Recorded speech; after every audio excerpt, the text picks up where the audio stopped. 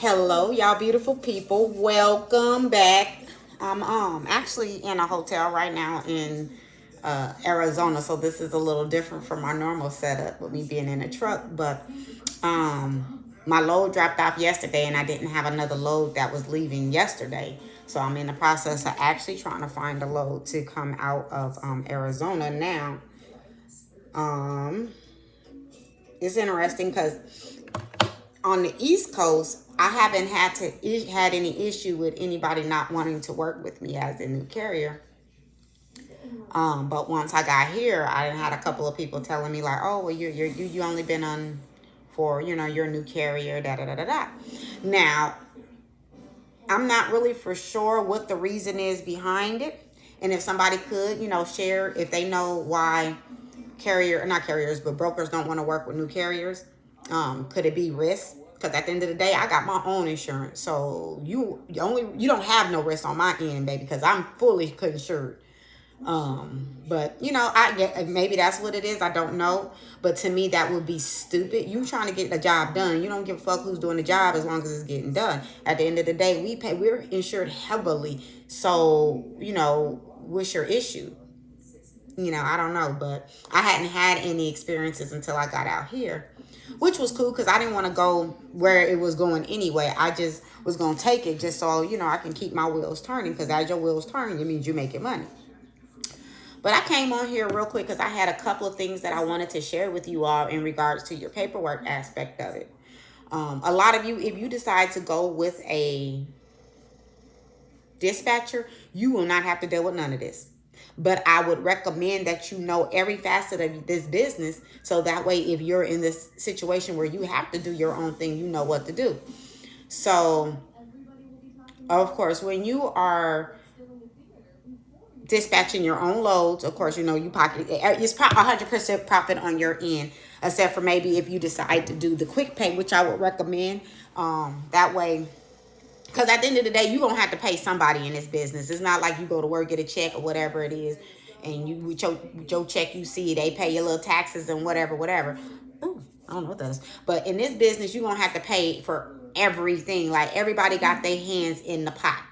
So either you're going to pay the dispatcher, you're going to pay factoring if you do that, or you're going to have to pay those two things. I mean, there's no way of getting around it if you're doing it that way. However, if you decide to do your own dispatching, it's time consuming because of the fact that you have to really kind of stop what you're doing to be able to handle the business aspect of it. You have your business aspect of it, you have your compliance aspect of it, then you have your driving aspect of it. And when you're the one that's doing everything, you have to focus on all that. So there's times where I literally had to pull off the road, or whatever. I'm not gonna pull on the side of the road, but I'll have to go to the gas station or somewhere I can sit and be comfortable, just so I can finish up doing paperwork for a broker, or or sending some paperwork out, or doing an email or something of that nature. Because at the end of the day, I am the only one. So when you are doing your own brokering, and you're doing your loads and everything, and you have to the where you're at the end and you're closing out your load, there's two pieces of documentation that you're going to have to submit to them. One is your bill of lading, which we already know that's how you get paid. The next one is your invoice. You have to send them an invoice. So you would have to create an invoice for every load that you do and submit that to their accounts payable, or whoever they is over that aspect of their accounts payable, or receivable, however they want to word it. Those things are not necessarily talked about because a lot of people are using dispatch services, which are paying 3 to 5%. Now, this is the thing: you can use the dispatch services and you don't have to worry about that, and you still gonna pay whatever it is. Now,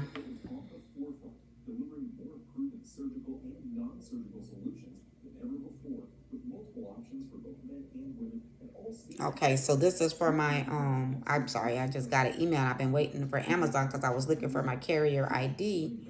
Please provide your VRID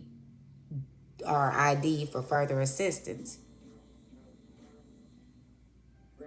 I don't know what that is, so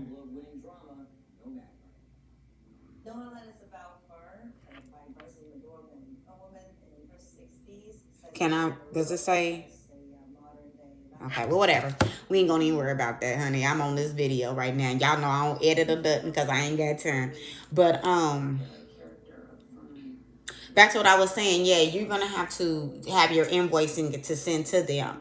I have a invoice, set up on my iPad that as soon as I'm done with your paperwork, I'll take a picture of it, and I already have my invoice set up. So as soon as I'm done, I send that to you. And then what I was saying with that, what I was going with that is that you don't have to use those services. Just know you're gonna have to be putting in a lot of work. Two, you can have them do your quick pay, which is going to be 3 to 2%, which is the equivalent to somebody doing a factoring for you, or your dispatch. Because at the end of the day, if you have a dispatch, you're going to have to pay them 10%. Then, if you have factoring, that's another percentage, 3 to 5%, whatever. If your factoring company charges 3 to 5%, whatever. I don't know, because every factor company is different, and you may not have the same factoring company I have. You might put your information in and another factoring company come in and you select them, and that's fine. I personally have a factoring company. I have not used them yet. I have been using my just a quick pay, or I let them send me 30 days out. So like the one that my first one I did, turn this camera. The first one I did, I just, honey, you can send it to me when y'all send it to me. It was only $500. I ain't gonna, you know what I'm saying? I'm not worried about no $500, $550, $600, whatever. Let that drop in the bucket. So at 30 days from now, whatever days from now, when I get it, I'll get it, and it'll be $5 extra to me. I was not worried about that, because like I said, I already knew coming in I was gonna have to finance my business just like you do any business, and I knew it was gonna be a cash heavy business, or at least you're gonna have to have credit at least 5 to 10,000 coming out the gate, and that's just, I knew that. And that wasn't even to get me on, that was just to get me on the road. That wasn't me actually getting in the truck, driving and getting from point A to point B and paying for gas and things of that nature. I knew I was going to have to finance my business, but because I already had business credit established, I already have an active business. Well, I actually have two businesses. One is a boutique. So for my ladies out here, my trucker ladies, even my trucker men, you got girlfriends in there, y'all can shout out purechic.com. We also have a storefront in Conyers, Georgia. That's what I was actually doing before I got on the road. I was in my boutique, helping the ladies get fitted. And then, of course, I had to step aside and let my mom go ahead and take that over, of course. But whatever. So I have that business as well. And then, of course, I have this. This business that I started was already an established business, and it's been established for years. So my business credit was already established. But what I did to establish my business credit was first get my personal credit in order. My personal credit was in order, of course, by doing what I needed to do to get that done. And we can have a a credit discussion at a later date. But yeah, I got my personal credit established first, and then I did my business credit. Now, mind you, I've opened up my business, which is Foxy Brown Inc., in 2017. In 2017, I did those things that you needed to get. So, like, I got a Uline account, which is the 30-day bulk billing. I also got what other account did I get? I don't remember. I know I got a Uline account. I also got American Express, but of course, like I said, my personal credit was already established, and I had personal credit with American Express even before.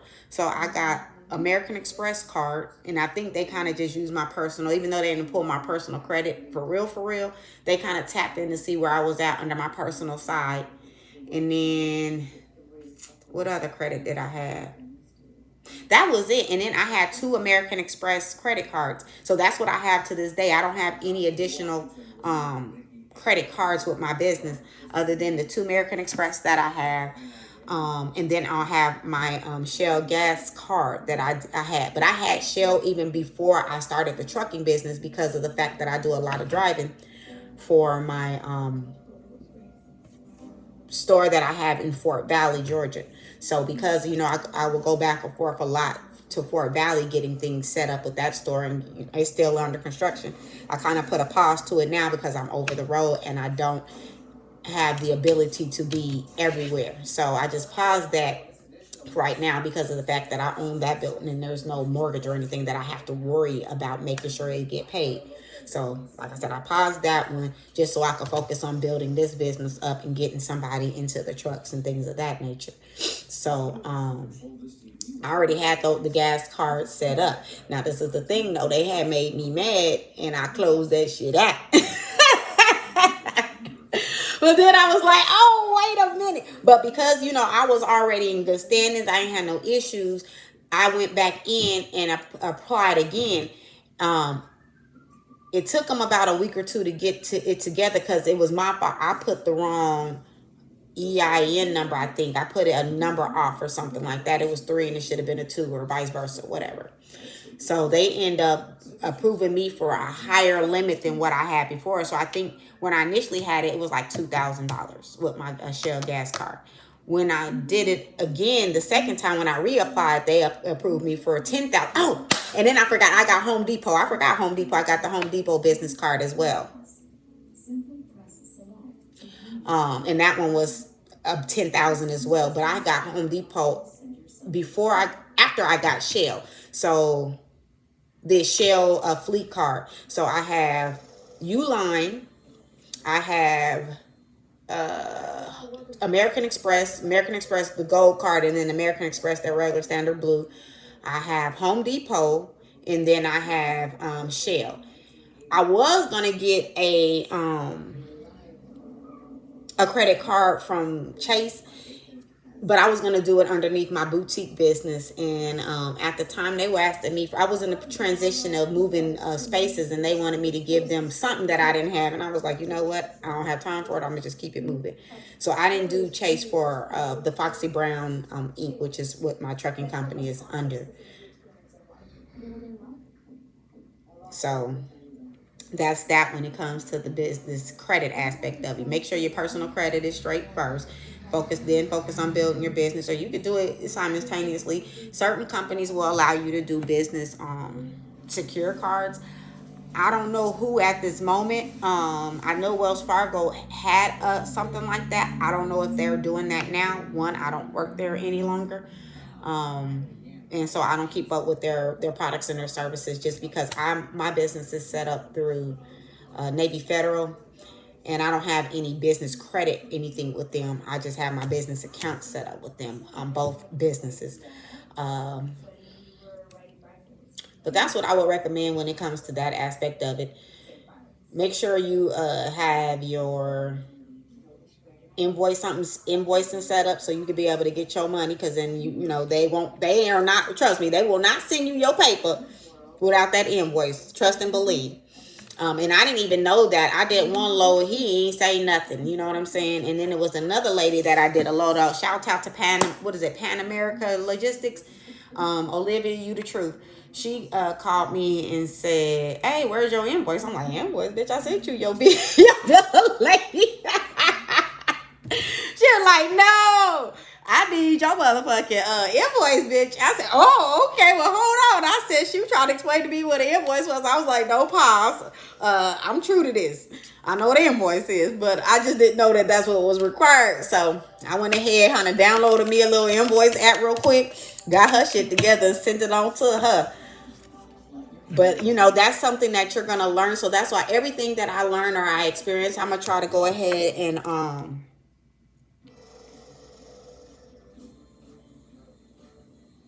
provide y'all the information. I'm sorry, I'm over here checking emails because I'm actively trying to find me a load out of Arizona. I'm kind of parked right now. It's still way early for me. Of course, I'm in East Coast time, so it's only 9 o'clock here, and I've been up since I guess probably 4 or 5 o'clock daytime, just because my body is used to East Coast time. So I'm checking these emails, making sure that this is not a load, because typically you'll have some that will want to text you, and I'm like, "Nah, I can't text you, I'm in my truck." A lot of them want to have you email them, which is equivalent to texting. And then you got to do that talk text shit, and then that stuff be translating stuff. I'll look down at it and be like, that is not what I said. After I done already hit send. Or some of them will let you call them, and that's when I'm on the road. I try to call them as much as possible if I can. But of course, you have to be safe out here on these streets. I did get a question. I guess I can go ahead and run that down real quick since I'm stationary for the moment. It requires to the compliance. What do you need to be compliant with a box truck? Nothing. Nothing at all, really. I mean, a box truck is probably the simplest way to get started in transportation because you don't require a CDL, and that's where all the major compliance issues are going to come in. Is for those people who are requiring a CDL, a CDL. So for our box truck, because it is a commercial vehicle, but the gross weight is under 26,001 pound. You're not required to do everything that the tractor trailers are going to be done. So it's very minimal that you have to have. The only thing that you are required to do with the box truck, of course, is paperwork, your paperwork aspect of it, which I explained in my first video. I'll have to call him back.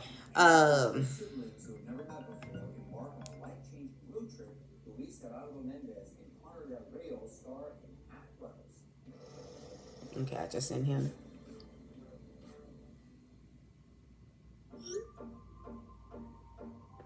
Dang, everybody trying to call while I'm trying to do this video. When I was over here doing nothing, trying to get my sleep on, wasn't a soul coming, but I gotta hurry up because you gotta check out these hotels at 11 o'clock. But back to what I was saying.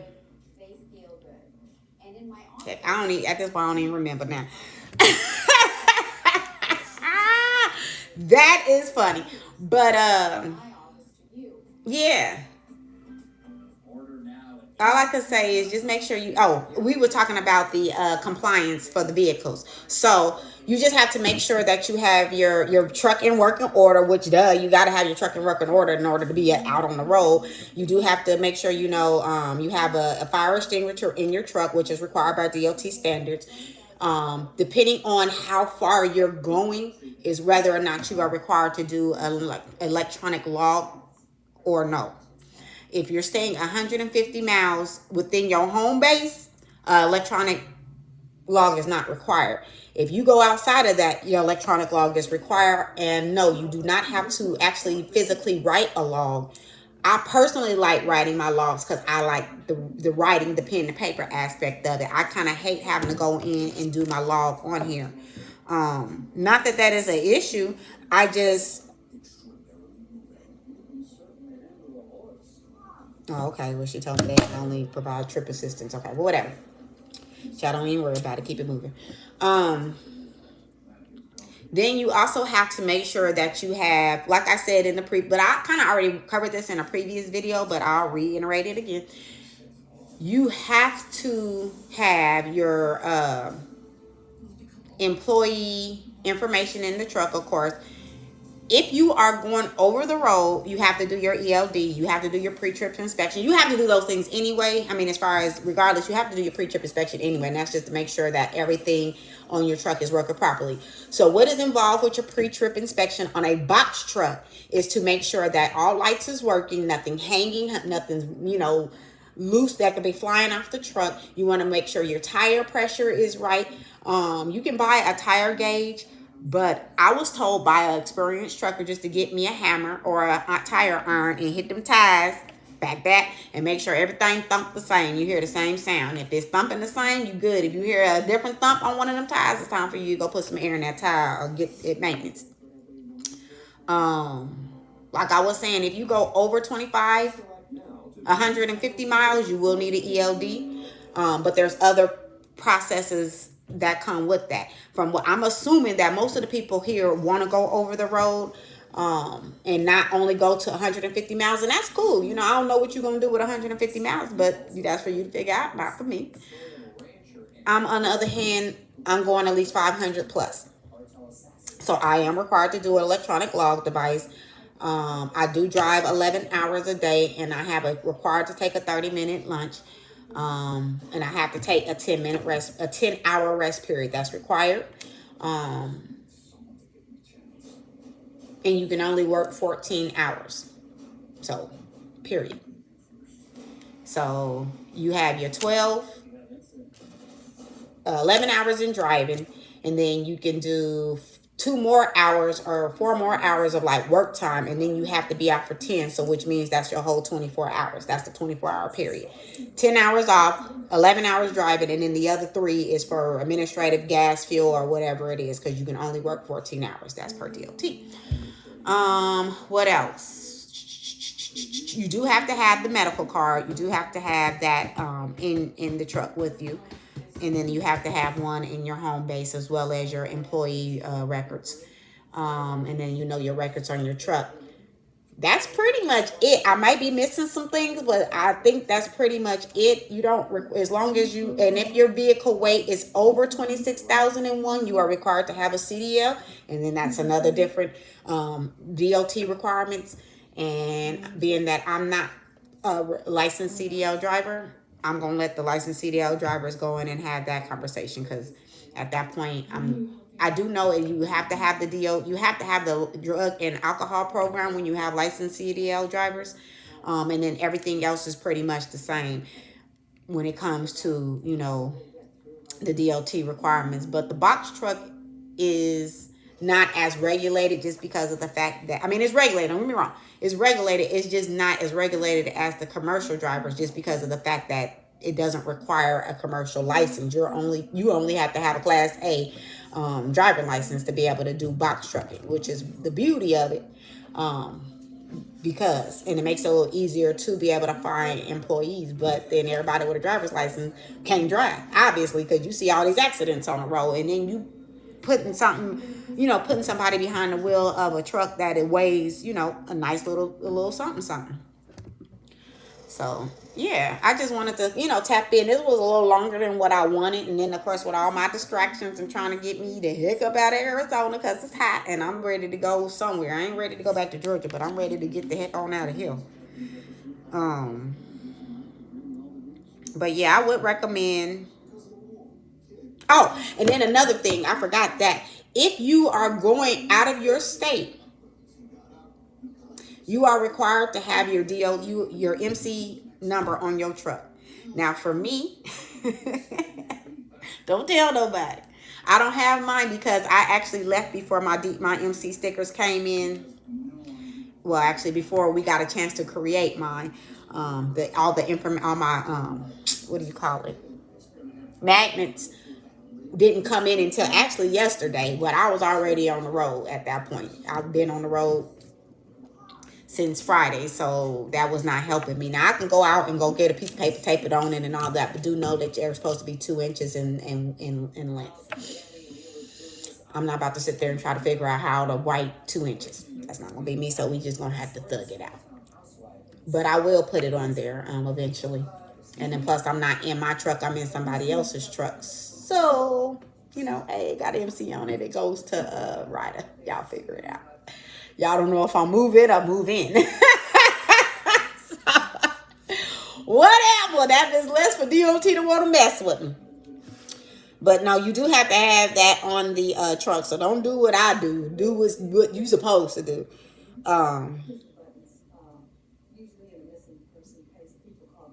Yeah. Back to this western region. They got some good loads. Now, I will say this. I had a load that was going from, I don't even remember. It was somewhere in Arizona to somewhere. Oh, just California. Gas, $3.24 for,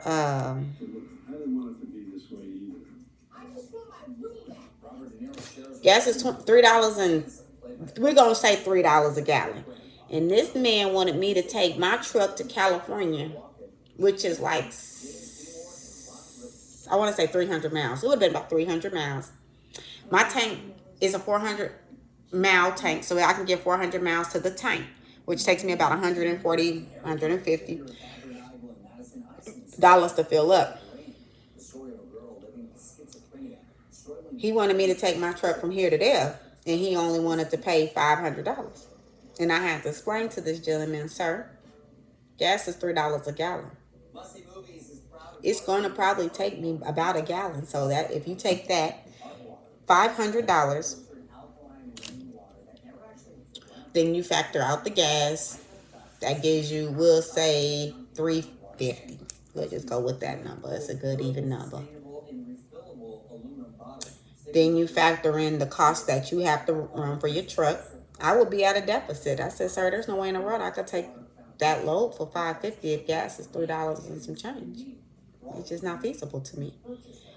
You have to know how much it costs to run your truck per day, because that's going to be your make or break point. I know for me, because I rent my truck, about $500 a day that is costing me. I'm not going to take $500 if it costs me $500 to run my truck, because then what, am I working for free? Ryder got plenty of money. I think they'll be all right, but I'm not going to pay just for my truck, and then what? I don't have no more bills to pay. I don't factor none of my gas or none of that. It's not going to be feasible to me. So please, when y'all get in this, know what it takes to run your truck per day. So when you are selecting loads, you know, nope, that don't make sense for me. I'd rather park my truck. Yeah, I'm going to pay $400, but at the end of the day, I'm not using no gas, and you ain't using no mileage at the end of the day, because you're going to have to pay for all that mileage. So I'm going to pay for that day, which is $100 and some odd dollars, but I'm not paying for no mileage or no gas for my truck to sit there. I'll be okay with that. But I'm not going to do work for free. So please know your value, know your worth, and know how much it costs to run your truck every day.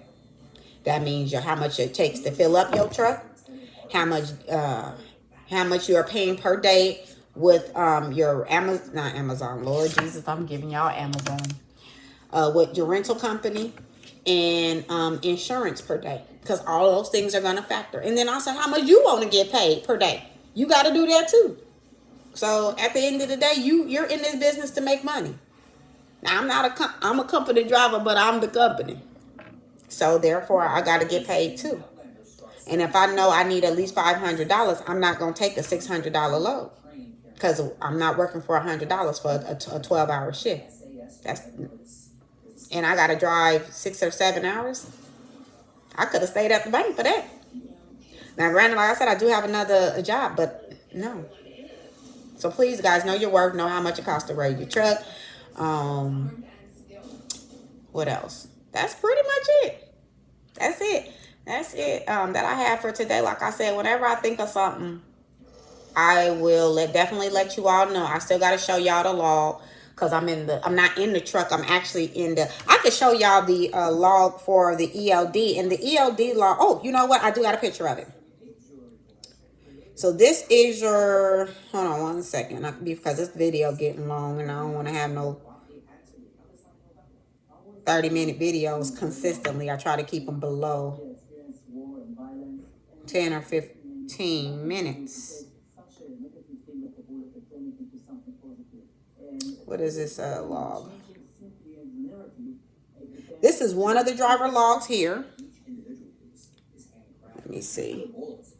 Uh-oh, you can't even see it. Here we go. This is how a driver log looks.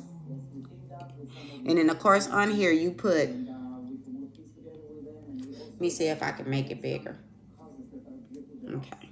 This is how a driver log looks. And this is how it's going to look regardless if you're on the ELD, on the electronic, or the paper. It looks the same way. You have your off duty, your sleeper, your driving, your on duty. And it goes from midnight to pretty much midnight to midnight. And so this is what you'll fill out every day, unless you are staying within 150 miles of your base area. And then on here, it gives you information that you have to fill out. Of course, you have to log in the total miles that you drove for the day. Hold on. You have to put, I got my phone upside down. I ain't working. You have to put your starting location, wherever that may be. So if it's in Bumfuck County, Illinois, you put Bumfuck County, Illinois, and then you go to wherever the hell you stopped at once you stop. Or if you at your home base, you put your home base. On your on duty, when you first start out for the day, of course, you're going to be on off duty. Then you're going to go on duty to do your pre-trip inspection and whatever else that you have to do. And then when you go on from on duty, you should be either going on driving or something of that nature.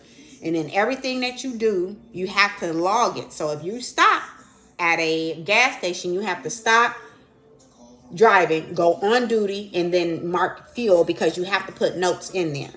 Once you're done with your fueling, you do that, go on duty, and go back on duty to do driving. When you go on lunch, you go on duty first to situate, then you go off duty for however long you need to go off duty for. Then you go on duty again, and then you go to driving. Or you can go from off duty to driving, but I would prefer you go on duty first, do you a little administrative work or whatever it is, and then start driving. And then, that's how the situation goes. But you do have to log everything you do, and you have to put notes in it. You have to put your B&L on there, as well as what you're shipping, what commodity you're shipping, or whatever it is.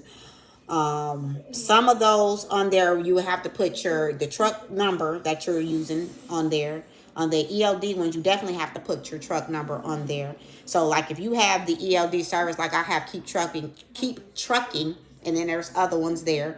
My stuff is already logged on there. So as I log it, it'll ask me, hey, do you want me to add this information from your last trip? And you can say yes or no. And then of course it'll add your last mileage, your and then your, what is it called, your bill of lading number, and then the commodity that you're shipping, as well as all your carrier information. If it's under your company, or if you work with somebody else, of course it'll be that. And you have to keep those logs for a 7-day running period. So I had to go in and update my log. I'll see. And then I didn't sign mine from yesterday, so don't come for me, because I have the compliant. I don't have this one filled in from yesterday. Let me see. Let me see if I could just turn down the brightness of this phone. Okay, there we go. That's better. So as you see, I don't have no issues with that. But if you see on mine, I have this red dot here.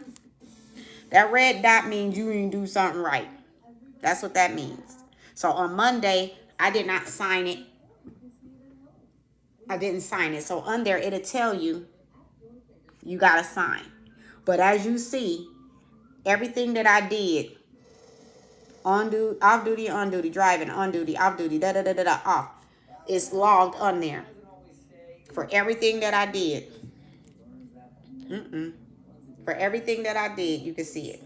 I need you to get it together, honey. So you will have to be detail oriented when it comes to that. And this is more so just for DOT sakes, because other than that, nobody really gives a damn. Other than DOT, if they go to pull you over, how many hours you drove, except for DOT, or if you took a lunch, how you stopped, because at the end of the day, they the only people watching for you. Now, when you have drivers, you gonna want to care, but for me, I'm my only driver. So at the end of the day, I don't really care how many hours I drive, how many times I stopped, and who I stopped, and what I did. That I already know that. I don't need to report back to myself. Self, how many hours you drove? Well, today, self, I drove 1,400 hours. Like, I already know. But just to make sure you stay in compliance, you do have to have the paper copies in your truck. You do have to have 10. Yes, I do have a binder that I keep everything in. Receipts, bill of ladings, invoice. Well, my invoices are electronic. My RCs, I do those too. I print those out when I get home and put all that together, staple it with my receipts, so I can look and see and go back and look and see, did I was this profitable enough, and what do I need to do the next time? Just because that's what made me go back and set and say, hey, you need to make XYZ per day. You can't do it for less than that, because if you are, you're gonna be at a deficit. So my first week out, I didn't make any money really, because well, I knew I could have, but I was more so there for the experience. I wasn't trying to do a whole lot of whatever. I was really just trying to get my bearings, figure out what the heck I gotta do. That was it. The second week I didn't really run at all. But that was my week to take care of my business. Like I had to go get my DOT physical, um, take care of my paperwork aspect of it, get my books back in order and all of that kind of stuff. And then this is my third week. My third week out, I'm you know, I did pretty good this week. I'm just at the top of the week, so I still have the whole week to go ahead and make, but my trucks and everything are already paid for. So that's why I say you have to have a cushion, because you're gonna have to float it. And I have some invoices that I have set out that I have. I think I got like $4,500 worth of invoices that still need to be paid on. Which is, you know, cool.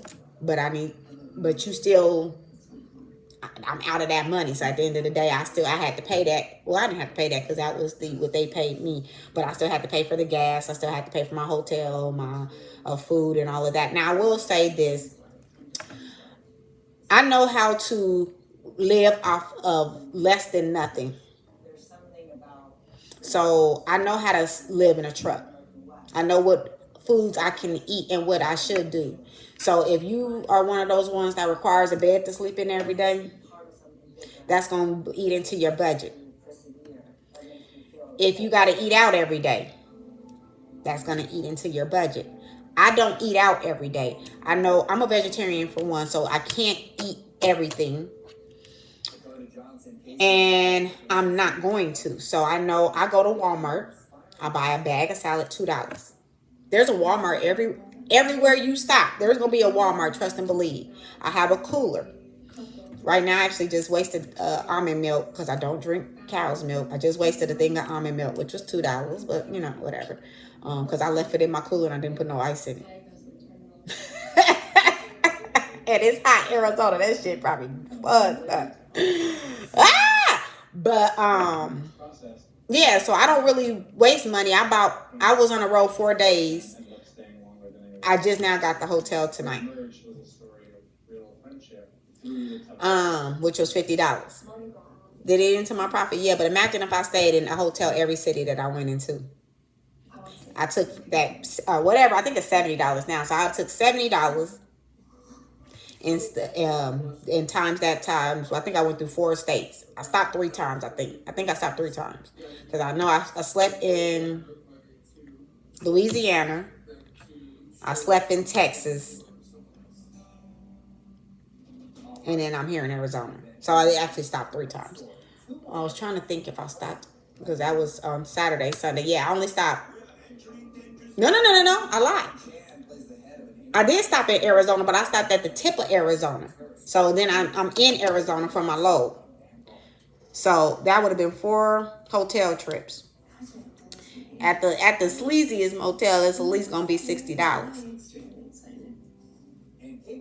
I paid $70. I made sure I did my whole leg, and then I really wasn't even trying to get this hotel. I was really trying to get back on the road, but I was tired, and my body, I was like, I can't even get another load. I need to rest because I've been on the road for 4 days sleeping in the truck.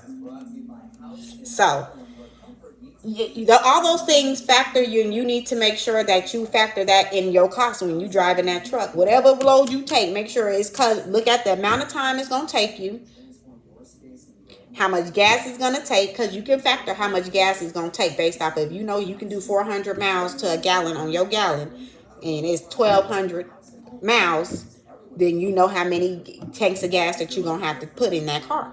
And you know it's $150. So if they're only trying to give you $1,000 and $300 is gas and $500 of that is going to be your truck run expense, you may not be able to take that load. Or you going to ask for more. They have the right to say no. You have the right to say no just as well. I've turned down loads because it wasn't paying enough. I'm sorry, I can't do it. I don't work for free. And you have to get like that too. Well, you guys, you know what? I'm on this thing for 40 minutes. I was not trying to talk to y'all that long. I got to get in here and get back to trying to get these loads because I got emails that I have not responded to. And then I need to look and see what's out there because I got to get the heck out of Arizona. But y'all be good. Y'all have a good day.